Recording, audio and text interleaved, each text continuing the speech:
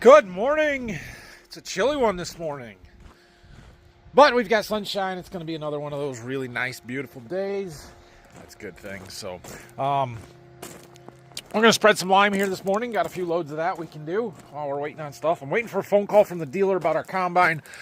I don't know. We're going to see what we got to do with that, but at least it's in, it's not plugged up at the moment. So we just got to figure out what's going on with that oil leak, and I'm hoping somebody's going to come out and look at it and give me a little advice here this morning.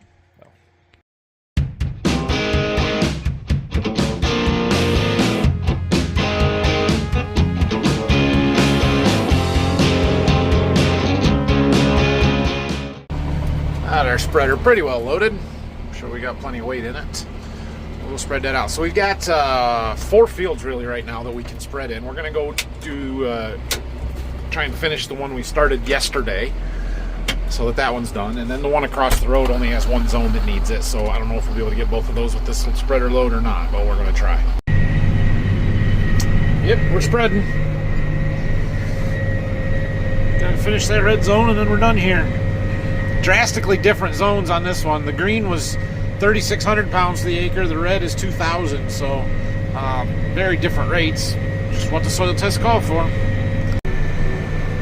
We got this field done for what we needed to do with lime. We do have one zone clear back along the woods and across the road. I don't know if I got enough lime to do it, or spreader or not, but we're gonna go spread it out, and if we need to get more, we will. The pile's just over there by the farm, so we do have to spread this field again, actually 2 more times, with our fertilizer. So most of the bean stubble that is going to corn next year, we have been using chicken litter on.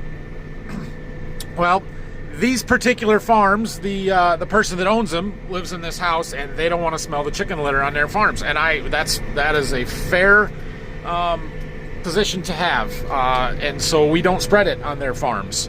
So we will use MAP and potash on these 2 fields, and that is the downfall of this spreader, is that we cannot spread them together. They have to be 2 separate applications. If we would have bought a dual bin spreader, then you could put one product in one bin and another one in the other bin and spread them both at the same time on 2 different variable rate maps, and it's a really cool thing. But we decided that that was not as important as being able to easily switch back and forth between lime and fertilizer, and for other various reasons, we ended up with a spreader that is not capable of that, and it means that we have to cover the fields twice.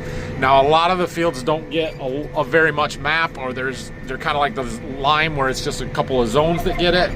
So we won't actually use that much up, or have to cover the whole field with it, I guess. But we will with the potash probably. So anyway, we got to get that fertilizer hauled in yet. We have not done that. We got to try and get the lime used up first, and then start getting some of that stuff brought in. Well, that's what we got to finish. I think we're out, or just barely. Close enough. Close enough. We still got a little bit out of there. Yeah, covered their zone. Cool. All right, let's go load her up and do another field. We got one zone to do in the field where we had our March beans yesterday. So now we can spread that. Who's this guy with an old combine in my field? That's my buddy. He called yesterday. He had this field on the corner here. He says, like, hey, is it all right if I park my head in your wheat field? And I said, absolutely. So they ran to him last night, and he's moving out. I'm just going to come talk for a few minutes. Oh, we got her loaded up this time. Almost 35,000 pounds. That's overloaded. We're not. We're just driving across the road. It'll be fine. Yeah, let's go do that March beans field.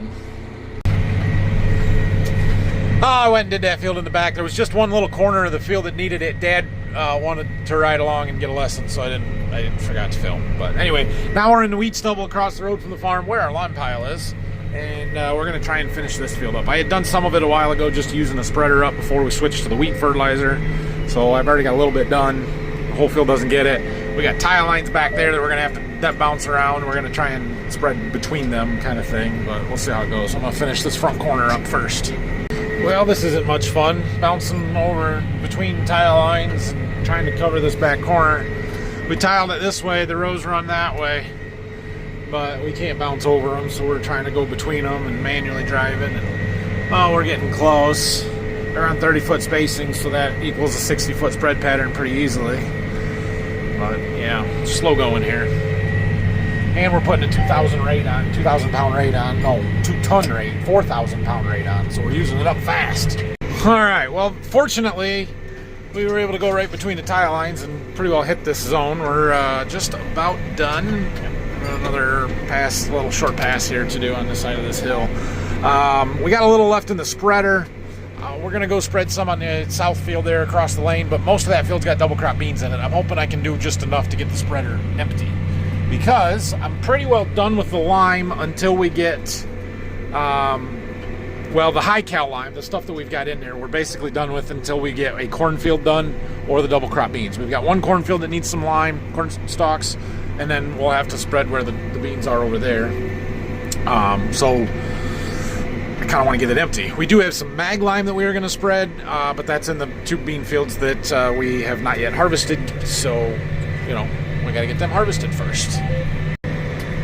That is quite the colorful application map. We covered a fair bit of this field, but you can see the zones there and the different colors and rates, and that's pretty awesome, actually. Worked out really well. So, all right, what does it say we've got left?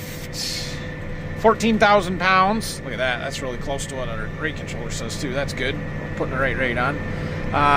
We'll go see if we can get it spread out over there. Oh, tile lines. No fun bouncing over. I did about as much as we can do in this field here, kind of this back corner.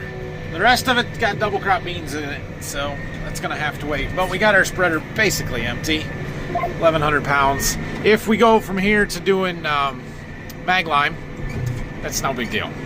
If we go from here to doing fertilizer, we'll have to try and empty it onto the pile.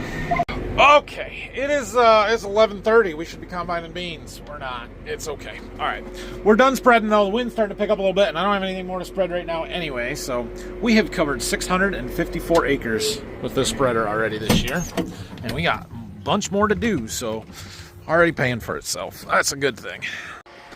If you missed the end of yesterday's video, you would miss the fact that we had a little combine breakdown last night.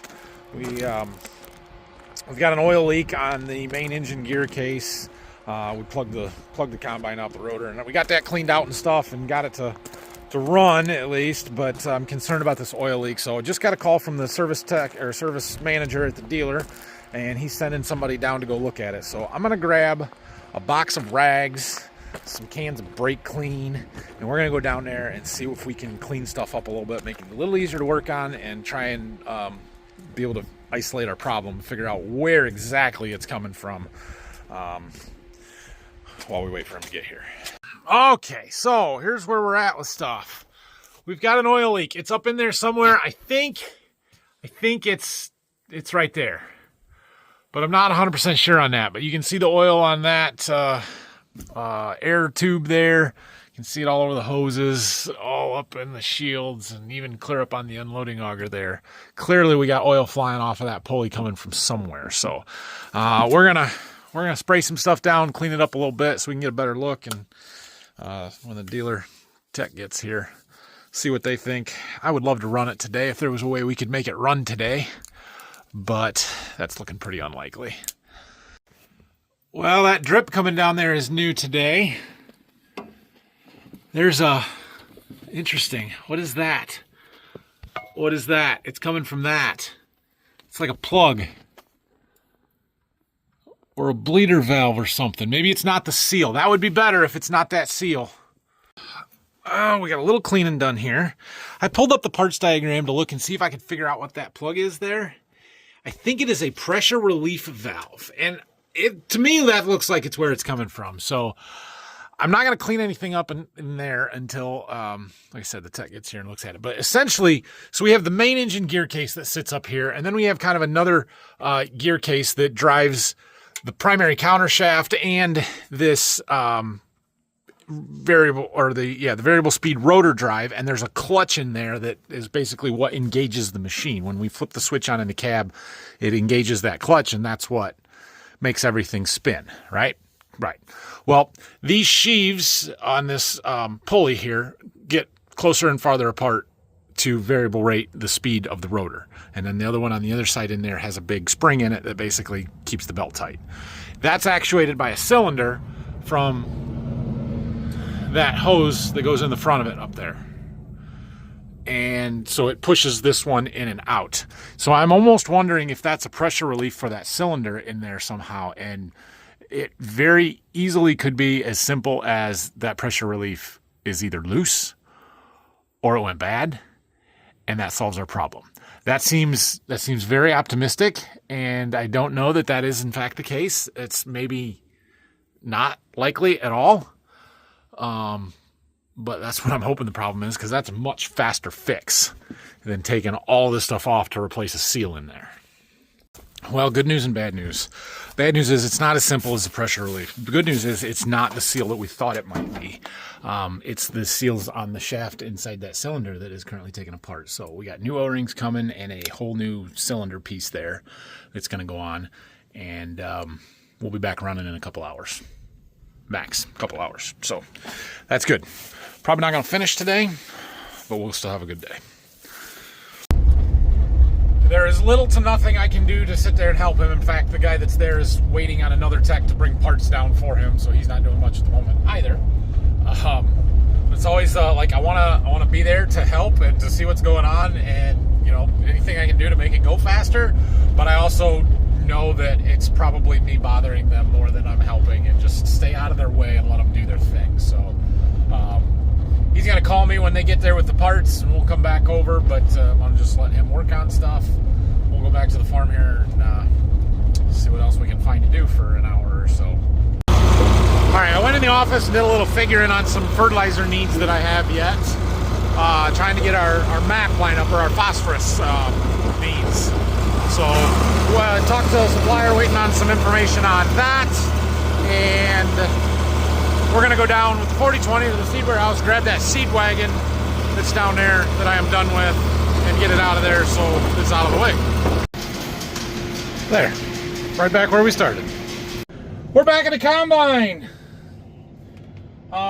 We are back up and running. Everything is put together and fixed. However, we do have a slight issue in that belt and everything around it is completely soaked in hydraulic oil. So the tech recommended that we take it back to the shop and use our hot water pressure washer and try and clean it off as best we can. He said the more you can get off there, the better. If you can probably run it now, and as long as nothing slugs or slips, it's okay. But with the fire risk that we have around here, with how dry everything is, the soybean dust that we've got that's going to stick to all that oil and everything, and the fact that we've got time, we're going to go take this back to the farm, clean it up real good, and then we'll come back and keep harvesting. So I just dropped the head on the ground here, just leaving it right there. We're going to run the combine home, and then we'll be back here in an hour or so, and we'll get started combining. So yeah, could have been much worse. Thought it was much worse, but it's 2 o'clock. It's no big deal. We lost a couple of hours of running, 3 hours at this point, 4 hours by the time we get going, and it's fine. We'll keep running beans. So I'm glad that we were able to get that done, and we'll go get her cleaned up good. All that and that belt. We gotta get that belt cleaned off.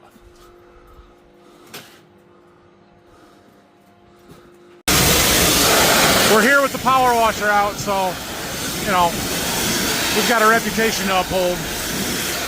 Clean the combine shields off. Make it shine. It's not certified at the moment, but it's better than it was. All right, well, let's go back and combine some beans. See how far we get. Got our head picked back up. Start the machine, kind of a moment of truth type of thing. It should go. No problem. Speed her up. And we got to get our settings back adjusted because we got our concave wide open trying to get it unplugged. So go ahead and set that back down to 10 or so. Rotor speeds at 530. We're going to try that. We're in the low range on the rotor speed, so that it's running basically at the fast end of the low range, which keeps that belt tighter, keeps tension on it better. Which, which should help with not letting it slip because there's more pressure on it. So Is this gonna work, or we got something problem? That's not good. Okay, let's try this again. The Z plate that the concaves bolt to that we had to take out yesterday to unplug the rotor, it was all the way open, and it was the top of the lip was caught on the frame, so it couldn't get past it. So we took the cover off, and I saw it and hit it with a hammer, and then it went. So I think we're good now. Okay, excellent. All right, now the head. Let's go, finally. Okay, so these beans are 3442s. They're 3-4 maturity. They got very tall. We've got some lodging going down. They're leaning pretty heavy. Looks like we're getting them all in. Nothing really, there's a few laying on the ground there. Not bad. It'd be better going the other way. Good beans right here. Should continue to be good beans throughout this field. This is one of our best fields. Just best soil types. Ground lays well. It's very well tiled. Highly productive. This is a good farm. Very good corn farm. Good bean field. And I expect the beans to do really well. They're dusty. They're thick. They're laying down. They're dry. But they're pretty good beans. 74 average so far. That's good. We'll take it. Some of the down spots are not quite as good, like right here, 60s. They're getting better. Anyway, Phil should have a truck full when we get done unloading on this time here, so I'm assuming he'll go and either put them in the bin or haul them to town or something. I don't know, but we're pushing down there. That's going to be a problem. We got to get that to go in or not. I had to narrow up my spread pattern quite a lot.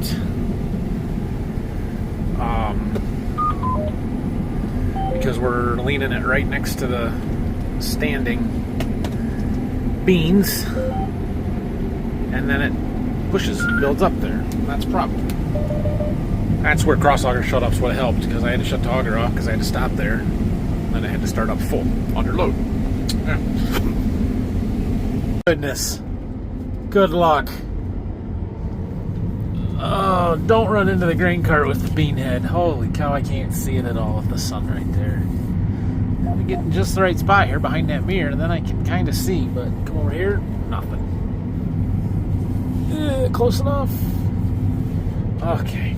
I washed this today. I washed the windows. I washed everything. It was clean when we came to the field. It was 3 o'clock. 6:30. 3.5 hours of dust. Can't see nothing. We're 40 acres into this 46 acre field. I think we got 2 more rounds to do.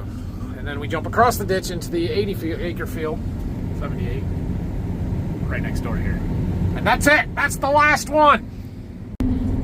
Check another one off. They got better over here. We started running in the 80s a little more. So field average got up to 74.8. That's fantastic. That is good beans. So finally the sun's getting below the tree line so I can see a little bit. The dust is starting to hang. I don't know how long we'll be able to work yet, but we are going to get unloaded and attempt to jump across the ditch. Problem is we got to go down the road across the bridge. I really don't want to drop the head, but this is a fairly busy road, and we don't have to go far. We just got to cross the bridge and get into the other field, but we'll see how we do here. I think you see a pickup truck here, which means somebody's here. Maybe I can have them go down the road and stop the traffic from coming at me. I dusted my windows off. I can see again now. So, all right. So my Uncle Ron is here. He's gonna take his truck down in front of the house down there and put the flashers on just to try and block traffic off for a minute. And I'll watch and make sure the road is clear for a long ways. And I need 30 seconds. That's it. You guys, you can be mad at me if you want. We're just going to this driveway right here. We're good. All good. There's a car behind me, but they'll be fine. Yeah, got dark in a hurry on us. Well, we're getting this field opened up at least. The front end's done, and some of the back and the side. We ain't gonna make it back to the truck, but what are you gonna do? I don't know how long we're gonna be able to work. Obviously, it's dark. It's 7:45. I'd like to go for a little while yet. The more I do tonight, the less I have to do tomorrow. The better chances that we are actually going to shell some corn tomorrow, which is the goal. But we got to finish this field of beans first, so we'll see. You see this spot? This is what happens when the sprayer driver can't stay in the same tracks and runs over 2 rows instead of 1 row. And yes, I was the sprayer driver that can't drive. Ah well, it happens. Oh buddy! Just had it start pushing on me right in the center there, and look what we've got. That one got close. Good thing that brush is there.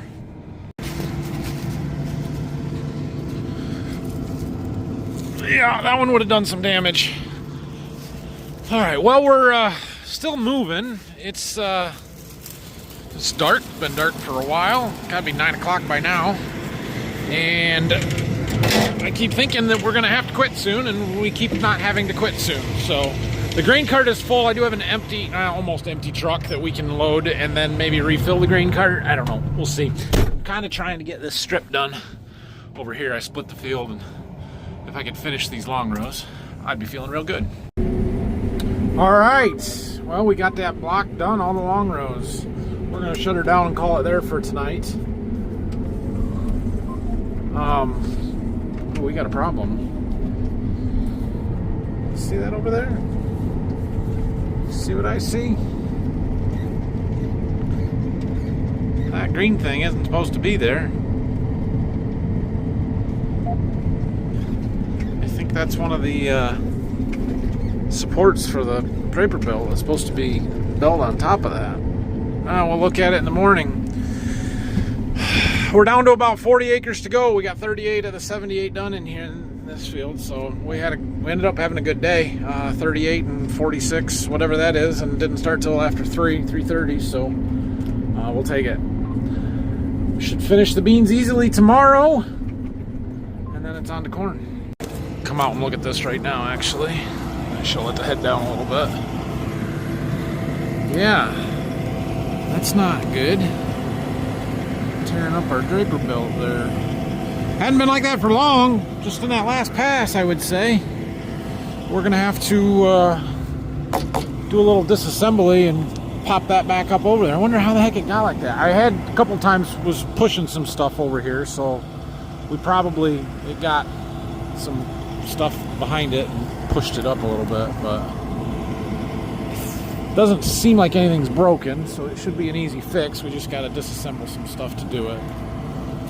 Let's see anything else here. Broken knife. Missing knife. That's not good. Bolt's gone. It's right in the overlap, so...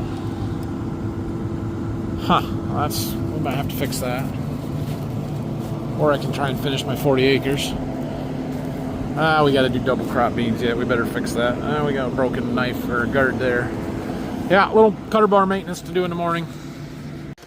Thanks for watching today. Have a great night. If you have any questions or comments, leave them down below. Don't forget to subscribe to the channel, like the videos. Corn harvest getting started here real fast and gonna be exciting. I'm hoping to get to some good stuff shortly, like the plot and the irrigated field, and the fun stuff that everybody wants to see. I'm hoping that next week we're going to be in it, and it won't be another month or something. So we'll see. Send some rain our way, please. We could use it.